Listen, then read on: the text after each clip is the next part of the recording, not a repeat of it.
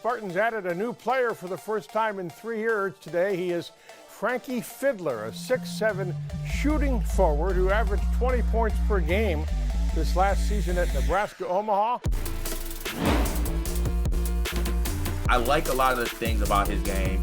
I think that he's a quick plug-and-play starter for us. Greg, when you watch the film, was he not like a tough shot taker?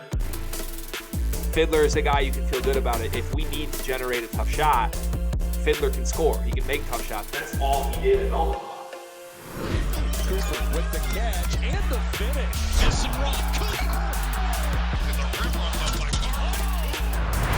Carson Cooper again with a dunk.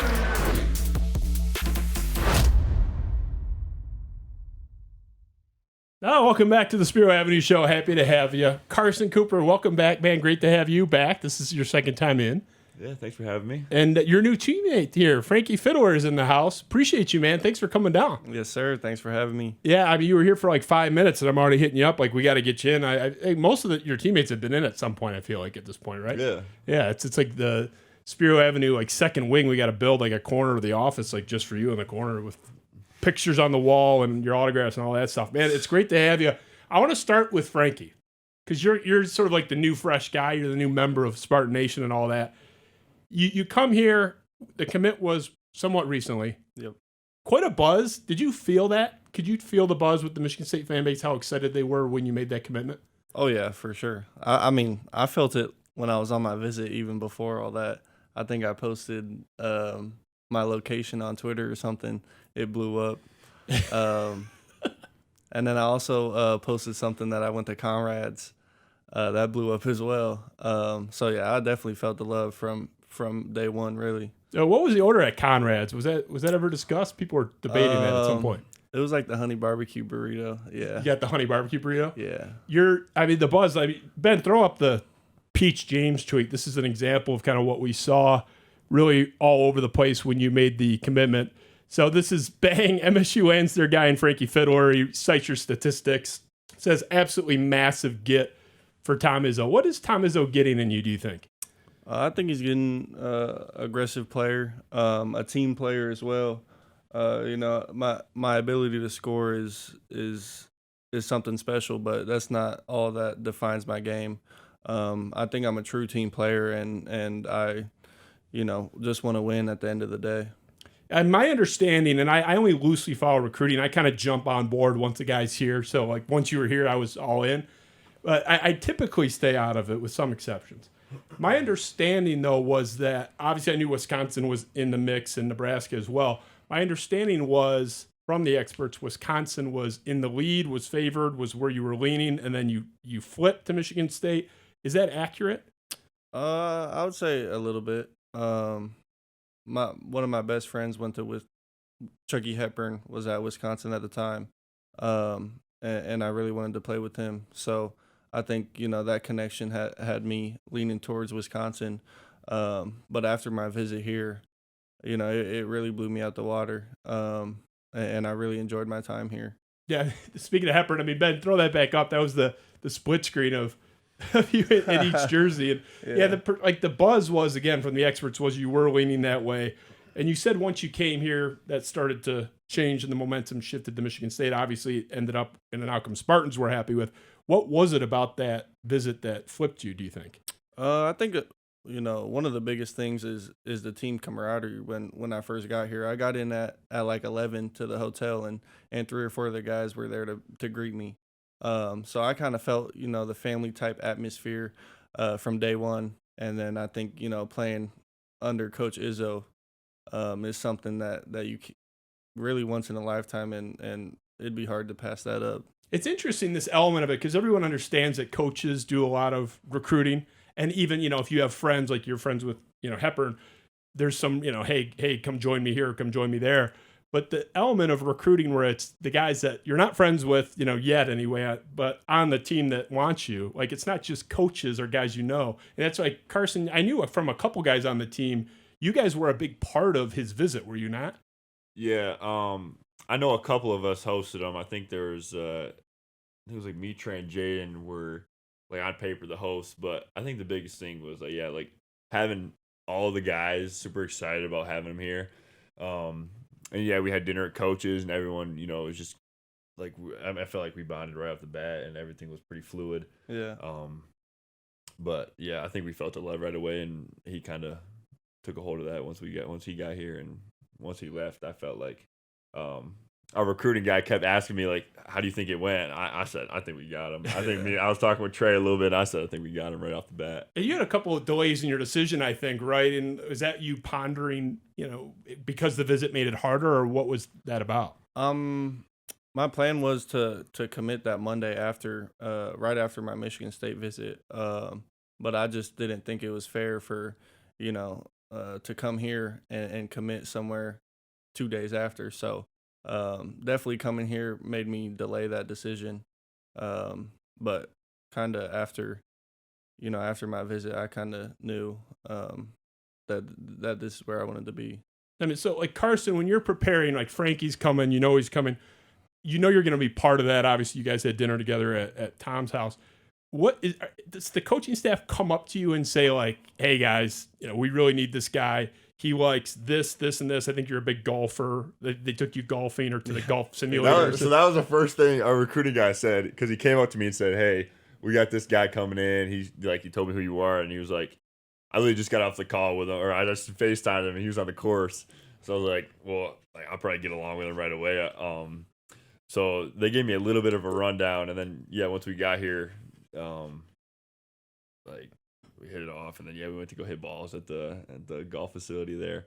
But that's pretty much what it is. It just kind of be yourself, show him around the town, kind of show him what we do at MSU, and give him a good look at what he can expect when he gets here. So well, and the big thing about the program, and it's been preceding my time as a student there, your time as a student athlete there, it's the family atmosphere that Tom's created, and I think this is a manifestation of that, right? Like where Frankie's here and he's saying, like, man, the camaraderie that you guys have, like, it sounds kind of mushy, but that's not everywhere. Mm-hmm. Memphis doesn't have that. They had the best recruiting class in like 5 years and didn't make the tournament, or they did and got bounced right away a couple years ago with Imani. Yeah, you guys do have something, and that matters. I think that's part of, you said, why you're here, right? Yeah, for sure. Yeah, I think especially me being from Omaha, living there all my life, and being ready to get out the state.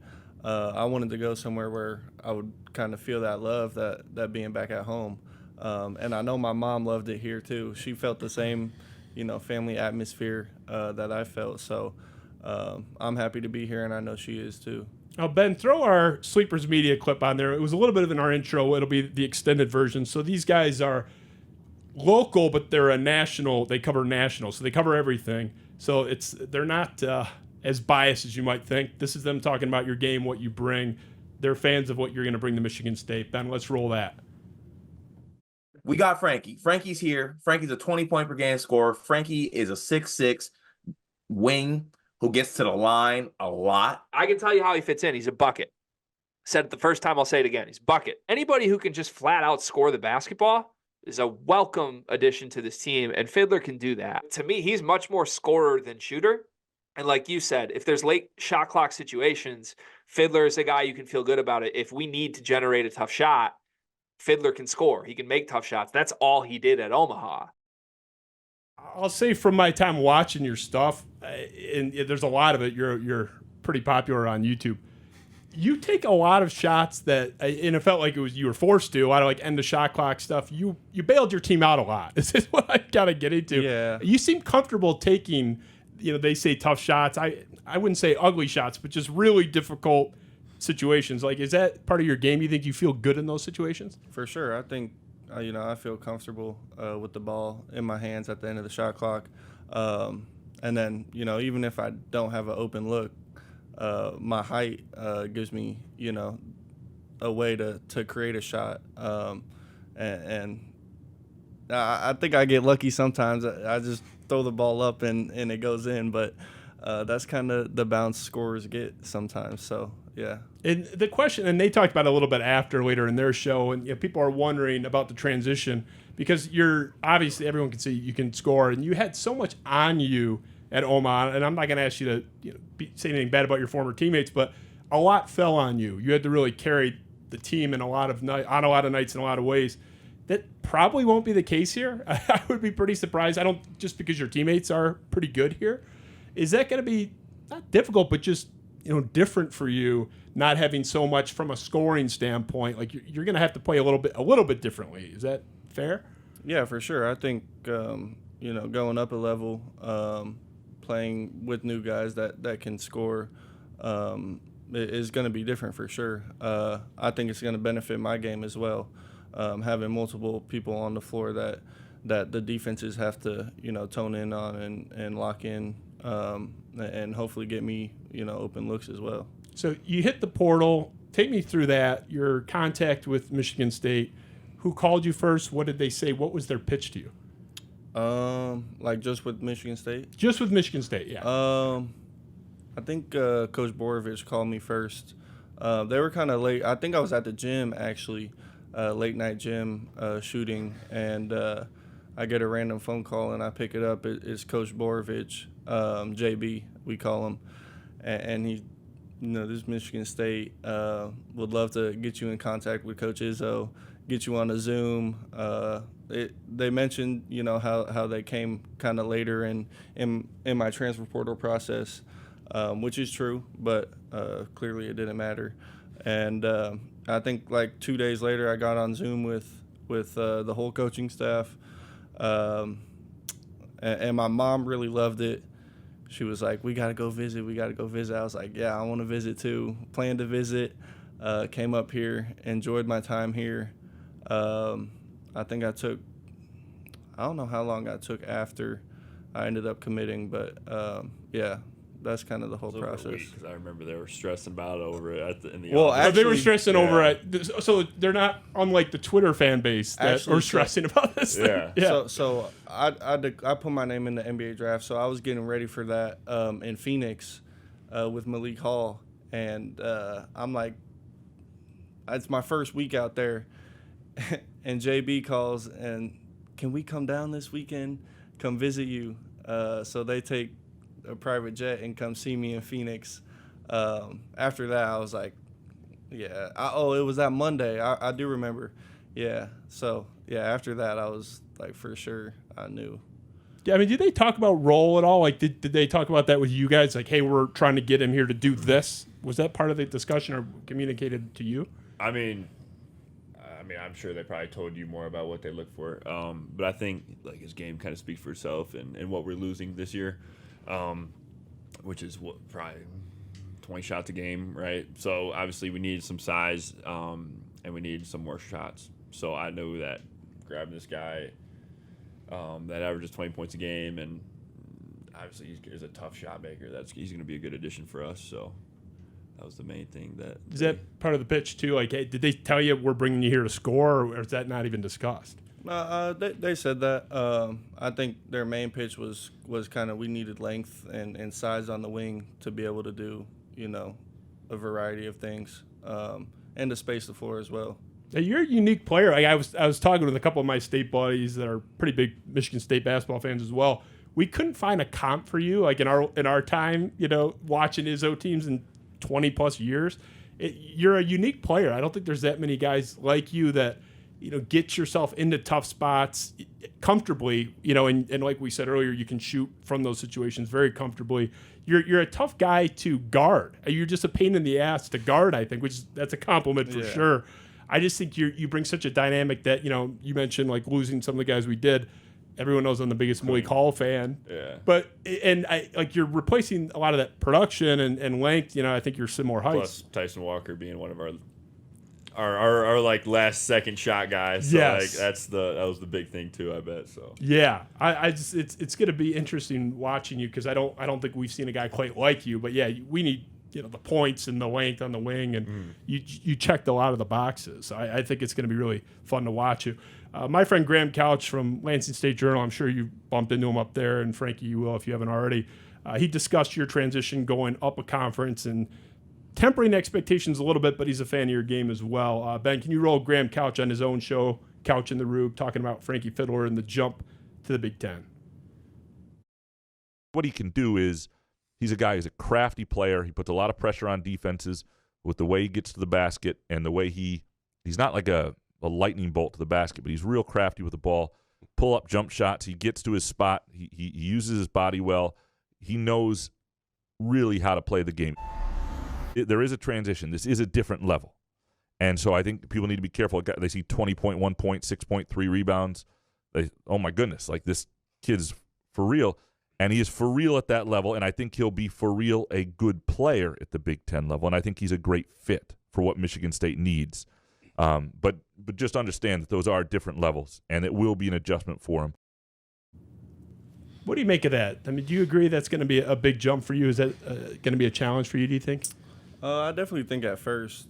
Like, I'm not going to turn a blind eye to it. It's definitely a jump in level. And the toughness, the physicality is going to be different for sure. But I'm up for it. That's why I put my name in the portal, and I'm betting on myself to, be able to do what I did at Omaha here. So definitely think it's going to be different, and I'm going to need some time to get used to it. But I think I'll be able to for sure. Where you view the team as being positioned as potential contenders in the conference? Obviously, the March track record has been so good over Izzo. Does that factor into the decision, or is it more preparing me for a pro career and I like the culture and camaraderie? Like, how much does how you think the team can perform together factor into your decision here? Yeah, it was a big part of my decision. I think Coach Izzo's track record speaks for itself, and I definitely wanted to go somewhere where, the likelihood of playing deep in March was a big thing. And I think, the guys coming back with Coop, J.A., Trey, Fears, we got a good team here, and I think, we can do a lot and win some games for sure. It seemed like Carson Tyson was, and you alluded to it, sort of the guy. If you had to pick one, it was a collective unit, but he's the guy people are looking to at the end of games. You mentioned it as well. Yeah. Is there that guy now? Is Frankie going to come in and be that? Do you view who takes over the team as the alpha, if you will? Yeah, I would say that's one of the main things that I'm most excited about for this year is that I feel like this year we have a much balanced team where we have guys that can kind of do everything, and we have guys that share the ball and want to share the ball. And also we've got guys that can get different shots other than just having to rely on one guy. I think that's kind of what took us out late game and kind of late in the year was, people could kind of scout us and figure out certain things. So I think this year we have a much more balanced team. We're going to have, a lot more balanced play, a better offense, a lot more movement, and just overall just better team basketball, I think, this year. So that's what I'm excited about.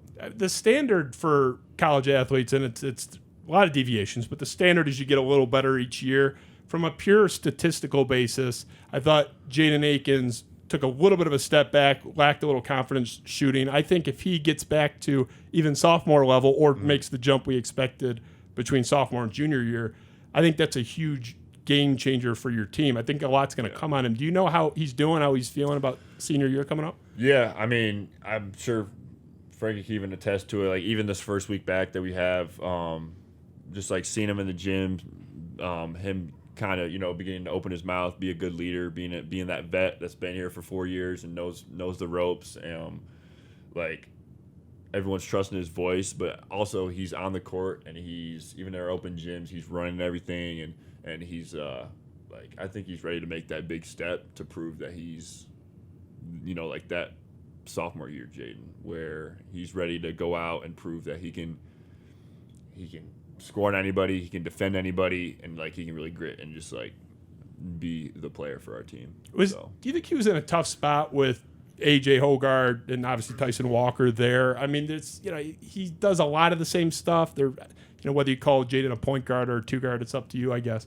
But do you think it made it difficult for him just as a leader, as a guy on the team with those two guys above him? Yeah, I think it was tough too, with that aspect, but also with trying to get him to play his game. I think last year and stuff like that, with the way he was getting his shots was more catch and shoot, more off the ball stuff. I think this year he's going to be having the ball in his hands a lot more. I think he's more comfortable with that, being able to work through pick and rolls more and being able to kind of create shots for himself and for others. I think that's honestly more of his game. So I think now that those guys are kind of gone, it kind of opens up more leeway for them. And like, I mean, even seeing him play, I'm excited about it. So I think it's like addition by subtraction implies something bad about the guys that left. So it's not like that, but their absence does create an addition, and someone like Jaden, I think, where the opportunity is created. yeah, the door's open for Right. for him to come in and just kind of be more comfortable in what he's good at doing. So Do you already feel, Frankie, you're not just part of the team, but like, are you one of the guys yet? Or are you still kind of feeling guys out? Where are you at in that process? I mean, I don't know. I think just coming in aggressive.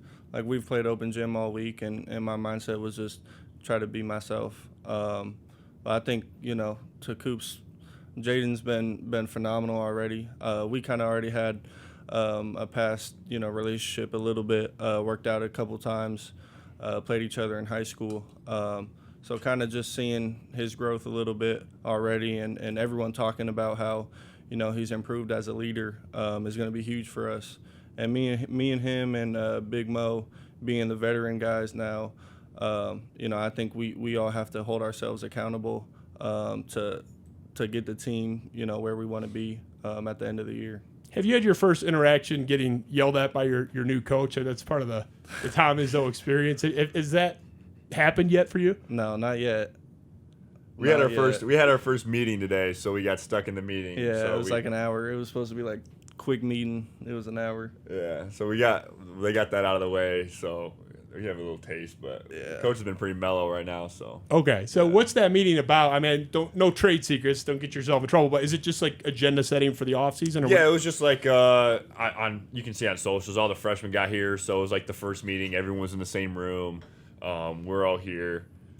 Just kind of what we can, like, what can we expect for the summer, the next couple weeks, and just stuff like that. But and then he goes off to talking about whatever. He kind of loses track. Yeah. But yeah, just kind of what can we expect, and just kind of how we can just get better throughout the season. So I mean, in the summer, yeah. Yeah, so it's more agenda setting. When Malik Hall was in here, one of the few times he's been in, we talked about, how do you react to getting yelled at? And we talked about it with AJ as well and Jaden. They all gave a similar answer that, this is why we came here, not necessarily to get yelled at, but to be coached hard and held to a standard. Is that something on your radar that, when you came here, you're aware that you have a pretty hard-driving, demanding coach now, right? Yeah, for sure. I think, my thought process during it was that it'd make me better in the long run. It helped my career tremendously, being coached by someone like Izzo, especially at the next level, the pro level. So that's a big reason I came here, because I wanted to test myself, and if I can take Coach Izzo, I can probably take anyone. Yeah, you can work backwards from there. It doesn't really go up a level. Yeah. You're kind of like at the big boss, like the end of the video game level for hard coaching. But I've had so many players in, and even guys that have transferred, they left, but it wasn't because they had a problem here. It was just better playing opportunity somewhere else maybe. I've never had a player say a bad word about him. I've had some players say some stuff about other coaches in other sports up at Michigan State.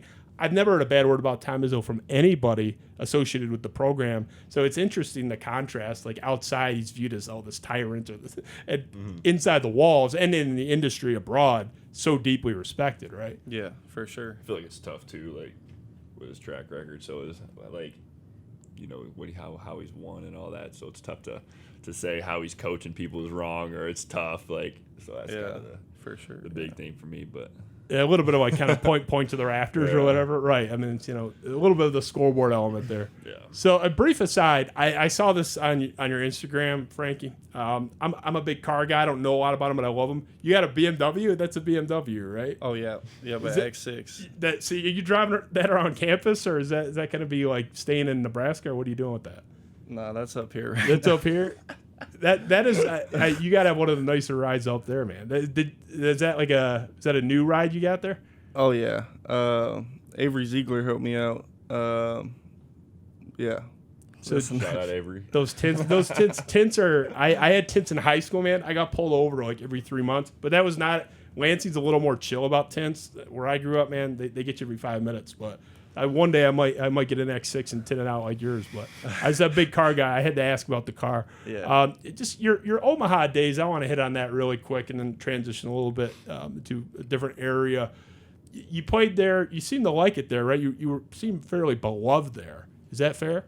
Yeah, for sure. I think, being from there and kind of having people see me grow up from high school was a big thing. And, yeah, I think that's a big reason why I loved it there so much, and people like me there as well. Is part of the appeal from making that jump up just the TV games? Like, you're going to be on TV a lot more with bigger crowds and playing marquee programs. Is that part of the appeal coming to Michigan State? For sure. I think, every kid wants to play in front of sold-out arenas every game. So, yeah, that was definitely a thought in my decision for coming here. And, I mean, I'm sure, obviously, great school down there, and they're a respectable program, nothing against them. But you could feel the contrast when you're just entertaining the thought of coming to Michigan State. You were getting bombarded with positive messages from fans that are trying to get you to come here. That's not something I'm assuming you're exposed to, at least anywhere near that level at Omaha. Is that something you felt, the fan base trying to drag you here by the neck, if anything? For sure. I think, like I said earlier, when I was on my visit and I posted it and it blew up, that's kind of when I was like, dang, the fan base here is serious. Yeah, crazy. and JB would text me. He's like, "You got people hitting you up yet, telling you to come here?" I was like, "Yeah." And man, I didn't expect that many fans to be under my post and telling me commit here, but it was awesome for sure. And the biggest reason I think you're going to be popular, and everyone loves scoring, like guys that can score and all that stuff.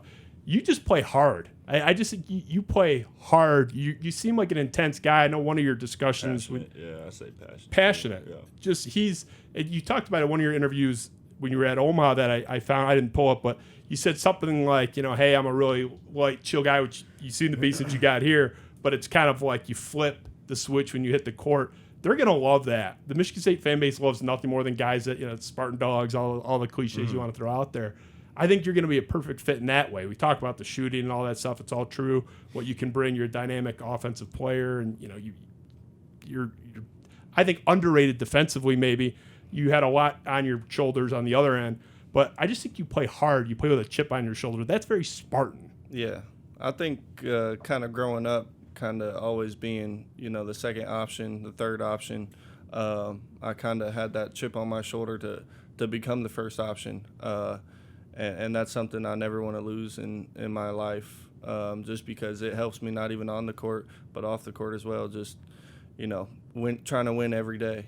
So, yeah, that's a big reason why I play so hard, and I want to win at everything. So, yeah, you're going to be a hit man. And, again, for all the reasons above, not just what you're going to bring offensively, but your style is so appealing to the fan base, and I don't even think they realize that yet, but I think we're in for a treat watching you in a number of ways. Carson, I'm going to transition a little bit to you. Your analytics, we talked about it last time. You said you guys don't even talk about this stuff. You didn't even know how well. It's kind of like an unknown stat for me. I didn't really see much. Well, this is not. There's a lot of obscure analytics. Now, this is not that. Evan Mia is generally in the industry considered the gold standard for his metrics and analytics. Yeah. Very deeply respected guy, and he's a statistician. He's not a sports geek necessarily. He just likes sports, but he's a brilliant genius IQ guy. He's the gold standard for basketball analytics. This guy loves you, or his model loves you. I've been saying before I even discovered how favorably you scored here in his metrics defensively, I've been saying you're underrated defensively for a long time. I think people don't even understand how much you bring. Ben, can you throw up the updated Evan Mia graphic? You passed Zach Edey. I believe you trailed him at one point. You finished the most recent season as the number one defensive player in the Big Ten via Evan Mia's metrics. It's defensive Bayesian performance rating. I messaged him one time saying he's got to shorten that up a little bit. It's a little bit wordy. The acronym's nice, but when you have to explain it. But yeah. I mean, you ended up finishing just ahead of Edey, and there's you guarding that absolute monster there. But your finish was so strong, and then we threw at the bottom, scored 13th highest in the nation in this category. So you were number one in the Big Ten by the gold standard. And really, if you look at the numbers, you and Edey are kind of like way above. That's actually a pretty big drop. Yeah. I know if you don't understand like the analytic, you don't get the context. It was kind of like you two and then a big drop down. 13th in the nation overall. Houston had like 4 guys above you. That team's crazy. Yeah. But I mean, where are you at now? Do you like where your game's at? Like, what are you trying to do? I think you've established yourself as objectively, by one metric, the best defender in the Big Ten. If someone disagrees with that, no one can say you're not really, really good defensively. Are you like working on a hook shot, or like is it you just trying to get even better defensively? What's your focus this summer? Yeah, I think the biggest thing for me is just finding that offensive game and finding things that I'm comfortable and good at. So obviously, like defensively, a lot of the stats kind of go unshown on the stat sheet for me. But yeah, like this offseason is probably my most important of my college career, I'd say. Just offensively, finding that obviously the little hook shot and a little mid-range, just a little catch and shoot, I think is going to open up everything. Just being comfortable to put the ball in the basket is the biggest thing, because towards the end of the season you got teams that are just going to sit in the paint on you. It's like, all right, well, so if you're playing 4 and 5 at that point. So I think for me is just getting as many reps as I can and getting as much playing as I can. I think even in our open gyms we do a good job of getting everybody their game shots that they're going to take in games, and just kind of working through that, which I like who we have now with like sharing the ball and more like that. So I'm excited to grow offensively for sure. The demand from the fan base generally, everyone knew we needed a wing. Frankie's here, was go get a top line center. Now we did add some center depth in the portal, so it wasn't neglected entirely, but it didn't get the big fish that people were looking for in a lot of cases that people felt that we needed. Is that a vote of confidence in you in part? Do you think that they believe you're going to elevate enough that we don't need somebody to come in? Yeah, for sure. I mean, I've had a lot of meetings with coach and even the assistant coaches that help me with just what they expect from me. And I think the fact that, they go in and they don't get, some all-star big guy that is an insane beast is a vote of confidence, and it allows me to kind of settle in, and also it's going to be nice to play against somebody else in practice, a new guy, a new body. But overall, I'm just excited to just open up and kind of find a new offensive game. So yeah, I mean, some of the questions, obviously, Frankie brings a lot of intrigue as the transfer. It's sort of, I would say, probably, does Akins restore his game back to sophomore levels or better? Second, I think Xavier Booker, and then I think honestly you're third in just the center position generally. From my conversations, it's is the center room, if you will, going to make that jump where, I mean, you don't need to score 20. Michigan State hasn't had a center that scored 20, I don't think, ever. But, to where you're solid offensively and you feel comfortable in that spot, I think it is a source of intrigue. Is there like a specific, I mean, you said you talked to coach about what they expect from you. Yeah. Does he say, hey, we're going to need a little more from you offensively? Like, is it that specific? Yeah, for sure. It's the word they keep throwing around in our big workouts is efficient. So being efficient and getting the reps up and getting the shots up, because I mean, you look at our statistics last year, I think the centers might have been averaging maybe 4 or 5 shots a game. So it was really tough.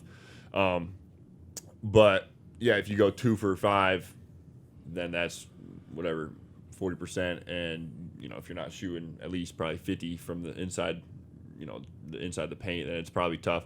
So for us, it's just being as efficient as possible. And I like the guy that we brought in because it gives us a lot more depth with doing that, and a new body to help us with that. So yeah, for me, coach said pretty much just we need you to get more efficient offensively. So I have all the Carson Cooper stock. If anyone wants it, it's too late. I already jacked the price. I bought all your stock up because my logic was I could have him be the worst offensive player in the country, which I'm not saying you are, but hypothetically with what you bring defensively, it's such a big piece to have. But if you get to that point where you make a jump offensively, I think you really elevate into that status where if I got an A++ defensive player, even if you're adequate offensively, that's a hell of a player in the Big Ten or even nationally. So I think you have the biggest opportunity, maybe you and Booker tied to, hey, if X, Y is going to happen in a positive way, if you do make that jump, the ceiling for the team gets a lot higher. Yeah, I think too, coach is so old school. So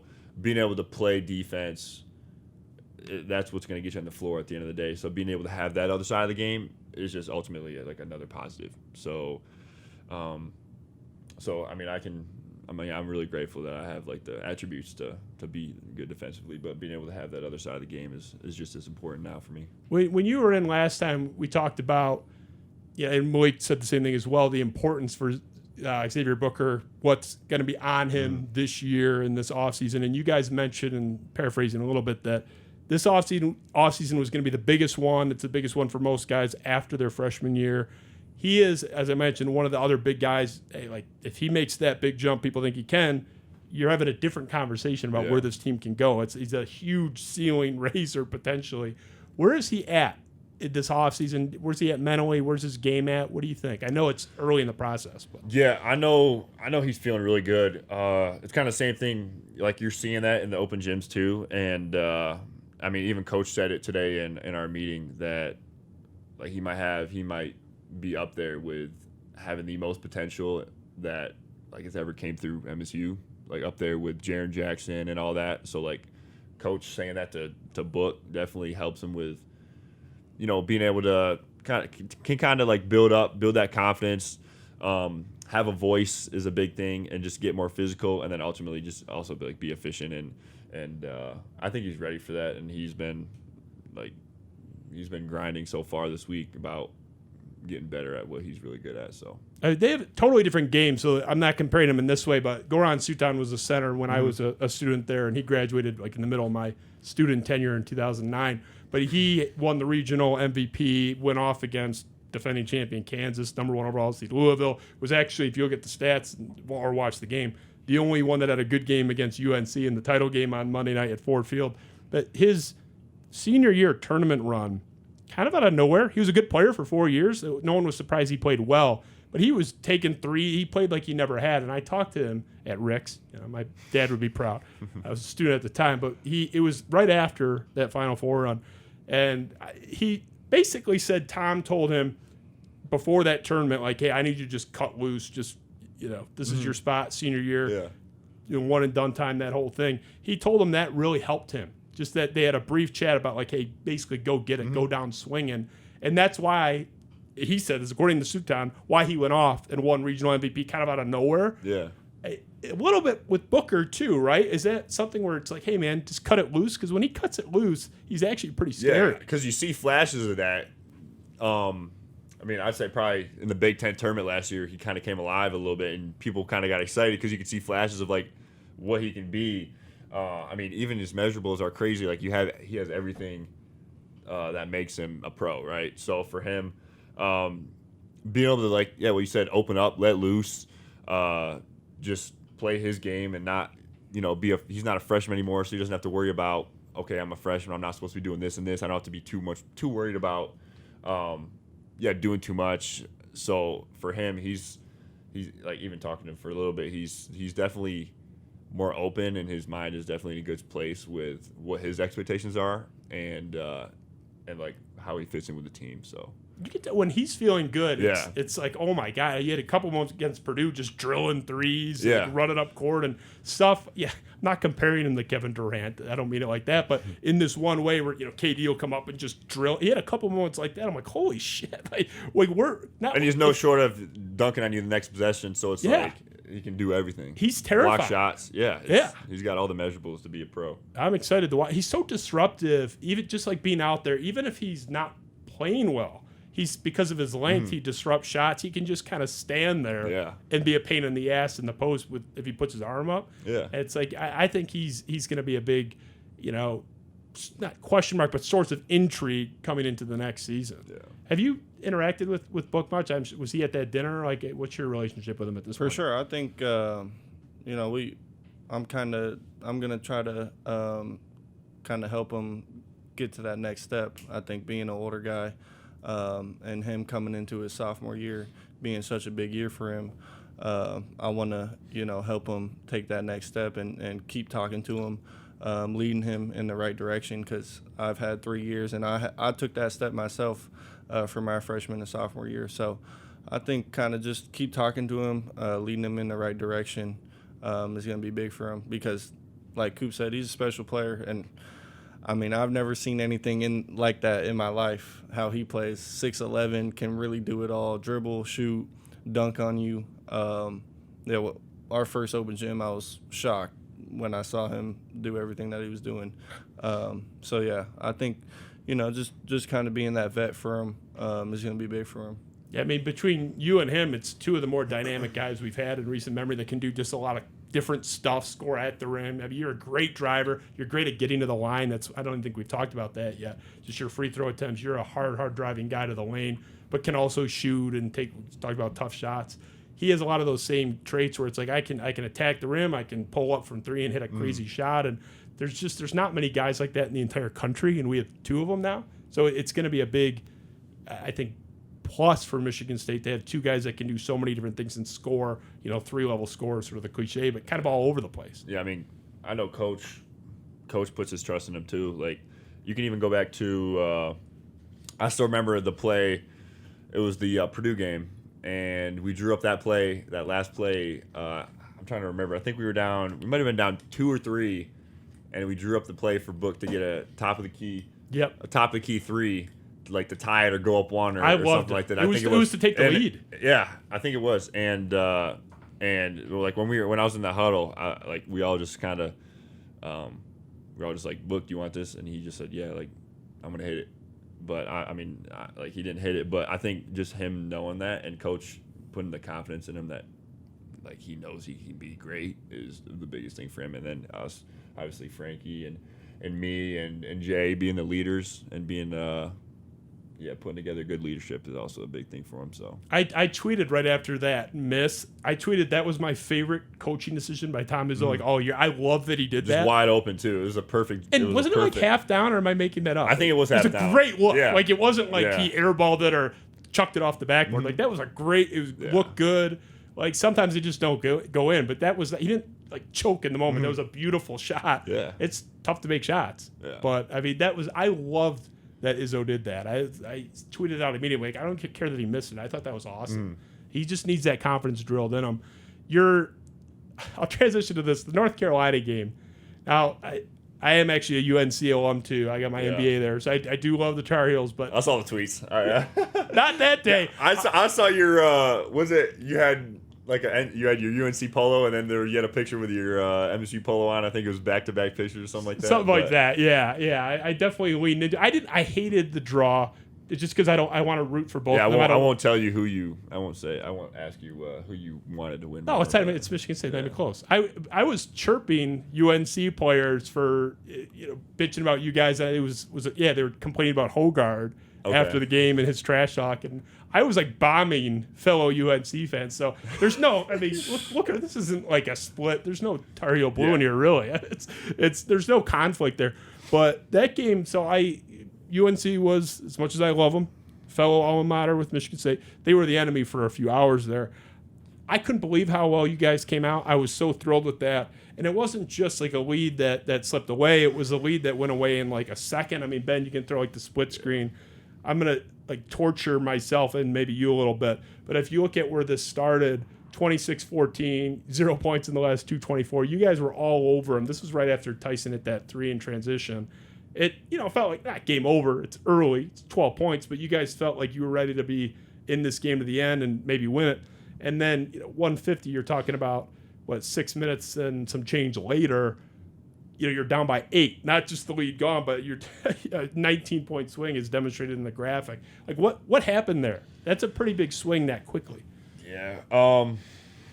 I think. I think at the end of the day they were just a better team. I think they did a really good job coaching-wise to kind of figure out what we were doing in those first couple minutes or 10, 12 minutes, and then kind of make some changes to kind of disrupt our offense a little bit. And I think anybody can say that obviously our offense stalled like crazy for the 8 minutes that we scored 3 points.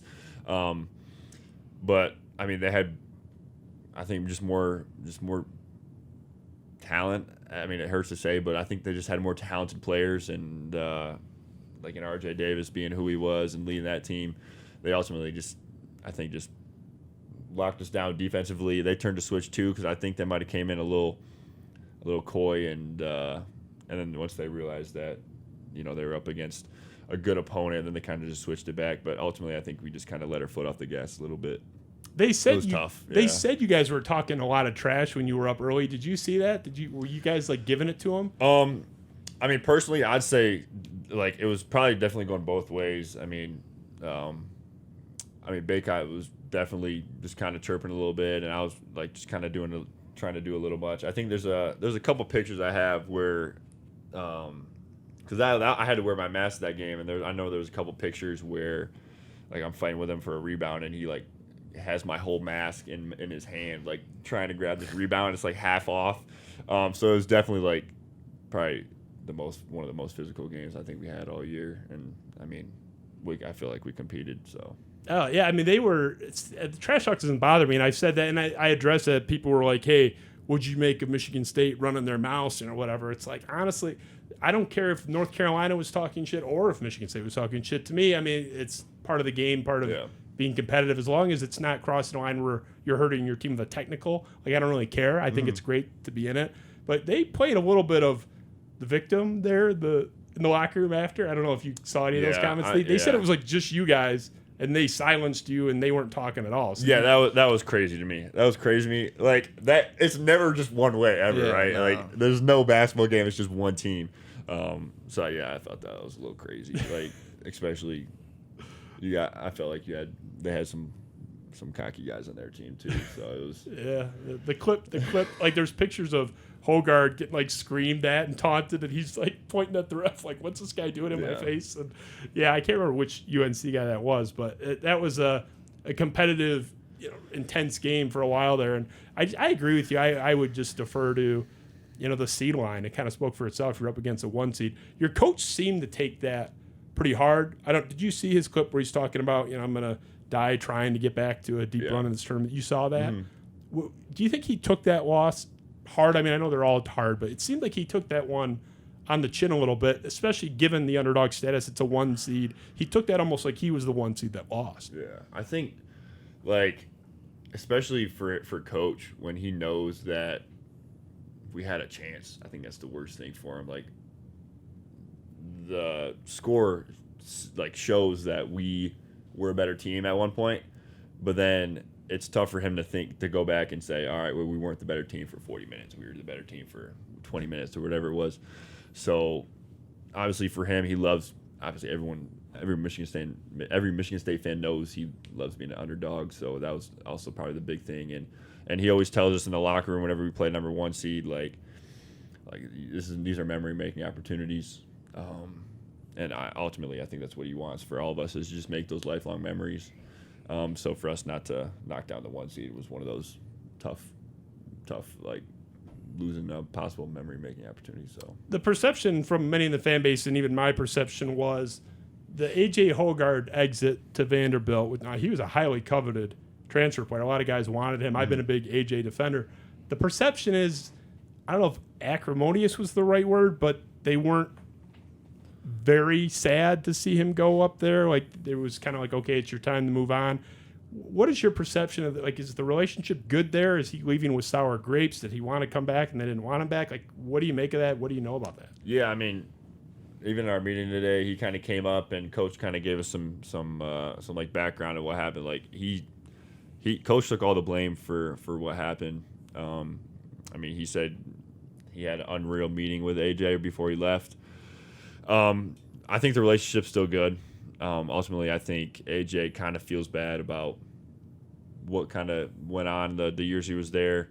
Obviously, he had flashes, and I mean, yeah, he's one of my teammates and one of my favorite teammates. So I can't say anything bad about him either. But yeah, I think everything's still good. I think just ultimately he knew that he could kind of be who he wanted to be somewhere else, and I think Coach is also ready to kind of start something new and kind of build a new form of leadership with these guys coming in. So the buzz on Jeremy Fears, I can't believe it took me this long to mention him. And like, was he at the dinner? We'll bring up Jeremy. Like, did you meet? Yeah. You've interacted with Jeremy? Yeah, I have. How's he doing? I mean, I know he's posted a couple of things of him on the court. He's moving around. Is he considered 100%? Like, what's he looking like up there? I'm not sure if is he 100? I would say probably. Yeah. 90, yeah, something he's like that, been- 90 to 100. He's been doing everything with us, team workouts, open gym, individuals, and he looks real good too. His shots coming, I don't know. I know he wasn't able to play a lot last year, but his shots coming along real well. He's being a leader for us as well, being that point guard. So yeah, he's going to be a big addition for us. I love just he's gonna make us better. I think he's got like that fire that he hates losing, which I love because he's gonna push us all and he's not gonna shy away from anybody, and he's got that mentality like, okay, like I don't care who you are, like my team's gonna beat you guys, and that he's got that fire and intensity every single time he steps on the court. I think he's gonna make us all better this year. The perception of him is that guy's going to be more the traditional Michigan State point guard where we saw, and it comes in different ways, but Mateen Cleaves, if you go far back, Kalen Lucas, Neitzel, obviously Cassius, who was a little bit more friendly, did it with a smile. He kind of killed you with a smile on his face, but the ultimate killer. But, the Michigan State point guards are traditionally dogs and the leaders of the team. I think AJ in a lot of ways was a dog, and a lot of teammates, probably the most beloved teammate from my conversation. Everybody loved him on the team, but wasn't that sort of like alpha number one guy? He's the traditional kind of 80s and 90s NBA style point guard that Tom Izzo tends to love. I hear Jeremy basically is that. Like he's kind of a throwback old school point guard, leader, dog. My friend Odell Bredham, who's the number one Michigan State account, if you're not familiar with his work, the chief of propaganda, he's big following. He's convinced this guy's going to be the new Michigan State point guard. Is that too big of a ceiling? Do you think he's in that mold of he's going to be a big leader on this team, driving the team? Yeah, I mean, just I've been here a week and I can already tell, his mindset. He talks every time we're huddling up. He's talking, and he's being a leader in open gym as well, directing guys. Getting guys to play hard, all that. So just me being here a week, I can already tell. He's going to be a true point guard with incredible leadership skills. Is he the biggest voice in there, do you think, on the team? He's one of them for sure. I know Jaden, has picked his leadership up a lot too, but he's one of them for sure. Is it hard for you to kind of, because you're a senior, it's not like you're an underclassman transfer, but you're the new guy. Are you able to come in on day one or maybe day two and be vocal, or is that something you're still kind of working through? I think kind of just gradually going into it, knowing when to talk, kind of working with Fears and Jaden and the whole leadership, and kind of all just working together. We in our meeting today we were talking about how players coach teams make it the farthest here. So I think if we all fall in love with coaching each other, it's going to take us a long way this year. I would say too, like even being here, I think we have such a good group of guys that we all respect, who's here, and we respect, when Frankie's saying something, even though he hasn't been here, it's like I'm not taking it as all right, this guy, whatever. Like we all respect each other, we respect their game, and I think that's ultimately what it is too. It's like nobody's looking past nobody's looking at anybody's past or anything. It's kind of like everyone's kind of here, everyone's buying into what's going on, and everybody's respecting each other. So that's the big thing too. How much time does your coach have left, you think? I'm not sure. I don't know. Neither do I. So I always say like it's crazy because I feel like he's gonna coach until he just like dies, and I see that every single year because when he goes off, it's like okay, I don't. Like he's got fire. Give it up. Yeah. I don't know how he's like this energetic still, and he's not gonna retire soon. So I can't really say when. I guess I don't have a good time frame. I said it could be anywhere between 3 years to 10 years. I don't know. And Malik said he's gonna die on the sideline, yeah, like something like it was just, and not soon. Like he's, like even like I don't know what he's gonna do if he does retire though. I don't know if he's just gonna be like a restless guy. I feel like too. I don't know if he's gonna be able to just sit down and relax and sit at a lake house or something. Yeah. Steven said because I asked him, he goes, I can't remember if that was on the show or off afterward, but he was saying I don't know what he's gonna do. I think Coach said. One time, I think I stopped his office and was like, "Hey, you going on vacation?" Something. I don't think he's been on vacation like 7-8 years, something like that. Like, just doesn't take breaks. So yeah, I would say I don't think it'd be anytime soon. I always say he and Magic Johnson are like the A1, A2, just Spartans, like the one guy we can't lose kind of thing. Yeah. The ultimate Spartan, really. He does everything even when it's not coaching. He's golfing, which is important, like for like fundraising and stuff like that. He's always doing something to help the school. It's just 365 days a year. He's the ultimate dream guy. Like Frankie, did you see the TMSO license plate when you pulled it in? I actually said that. I said that before he pulled up. I said, this guy's crazy. He's got a team. The ultimate. Like Steven gets such a kick out of that. He sent me someone has like a trouble with the snap one that was going viral like a week ago, and Steven sent it to me and was like, "You gonna switch up to this one?" I'm like, I'm gonna die with the TMSO. Maybe if I get a second car, we'll get like a trouble with the snap one. But yeah, I just love the guy, and he's just, I said, the ultimate Spartan. But I'll get you guys out of here. I appreciate you, Frankie, man. Yeah, thanks. Great to have you. Yeah, glad to be here. Spartan Nation's excited to watch, man. You're a fun player to watch, and really looking forward to that. And Carson is, I think, the best defensive player in the Big Ten last year, according to Evan Mia. Really excited to watch your game, and maybe a little baby hooker or something, man. Yeah. I'll give you some tips that you don't need maybe after. Appreciate you, man. You're one of the more beloved guests here, Carson. I don't know if I mentioned that. You get a lot of. I can't wait for the feedback again. I was like, everyone loves you because you're really open, talkative guy. So you do such a good job. And Frankie, great debut.